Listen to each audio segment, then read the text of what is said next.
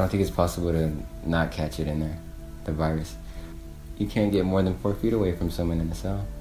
And you're sleeping right next to them. You're using the toilet, you're using the water faucet. The rate of infection spread is significantly higher within jails and prisons than any other space, at least in the United States. Folks who are incarcerated, first of all, tend to have a lot of autoimmune illnesses. About 40% of the population of people who are incarcerated have at least one health condition. Being incarcerated is stressful. It raises your levels of cortisol, which weakens your immune system. Sometimes there'd be people with no soap, and it's simple to just go and ask the cop, can I get some more soap? Sometimes they're assholes and they say no. When they can just go out and grab some. I mean, it's just soap. But we usually just took care of ourselves. We helped everybody out that needed it.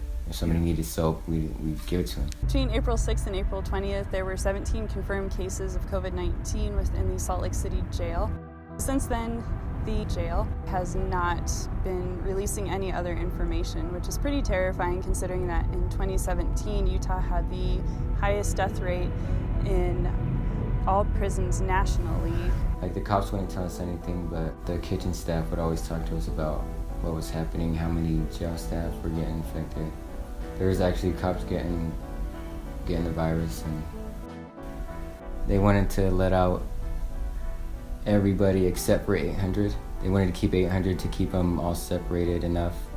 70% of people who are incarcerated currently haven't even been convicted of a crime.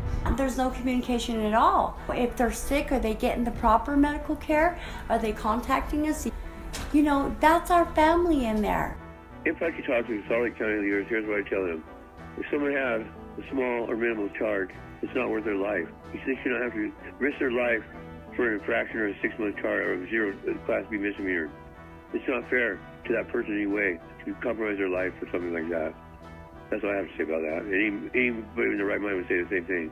The spread of COVID within jails and prisons affects the greater population because the folks who are working, the folks who are serving the food, the folks who are walking up and down the hallways, the COs, the wardens, the doctors, etc., are leaving to go home from work every day, and they come into work every day. And so those folks are coming home and potentially spreading the virus amongst their family members, and then it just kind of turns into a ripple effect and can affect the greater community at a much more rapid rate.